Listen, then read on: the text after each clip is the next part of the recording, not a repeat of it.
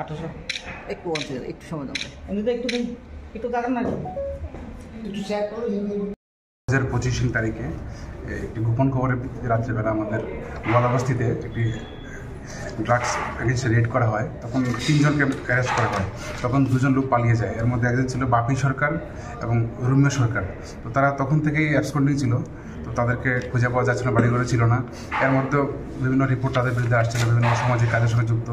তো গত 29 তারিখ আমরা বাপি সরকারকে অ্যারেস্ট করি এবং কোর্টে 3 দিনের রিমান্ড চেয়ে প্রেরণ করি। তো কোর্ট আমাদের 3 দিনের রিমান্ড অ্যালাউ করে। তো আজকে আবার তাকে 3 দিনের রিমান্ড শেষে কোর্টে প্রডিউস করা হবে এবং তার ইন্টারোগেশনের ভিত্তিতে আমরা রুমিয়া সরকারের লোকেশন পাই। সেই অনুযায়ী রুমিয়া সরকারকে কালকে অ্যারেস্ট করা হয়েছে এবং তারা দুজনকে আমরা কোর্টে প্রেরণ করব। কোথা থেকে অ্যারেস্ট করা হয়েছিল? বাপি সরকারকে অ্যারেস্ট করা হয়েছে জিবি বাজার থেকে, আর রুমিয়া সরকারকে অ্যারেস্ট করা হয়েছে হরেকৃষ্ণপাড়া। তাদের নামে কি কেস? তাদের বিরুদ্ধে যে এনডিপিএস কেস একটা পেন্ডিং ছিল 2025 002 NCCPS 21B 27 29 20 NDPS অ্যাক্ট। তো কবে দাও তাহলে? বাপি সরকারকে 29 তারিখে অ্যারেস্ট করা হয়েছিল। তাকে আমরা রিমান্ড চেয়ে কোর্টে প্রডিউস করি। কোর্ট 3 দিন রিমান্ড এলো করে এবং আজকে আবার রিমান্ড শেষে কোর্টে প্রেরণ করা হবে। তাদের সাথে কি আর অন্য কেউ জড়িত আছে বা? টোটাল 5 জন পাওয়া গেছে এখন অবধি।